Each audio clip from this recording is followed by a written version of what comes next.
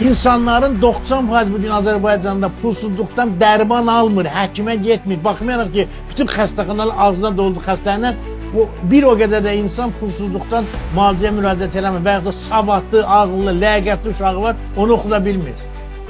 Bu bir Azərbaycanın ən acı reallığıdır. Və biz tariximizin ən qaranlıq dövrünü yaşayırıq. Başa düşərsiniz. Heydər Əliyevin vaxtında da bu dərəcədə negativ hallar yox idi. Aşkar və geniş yayılmış.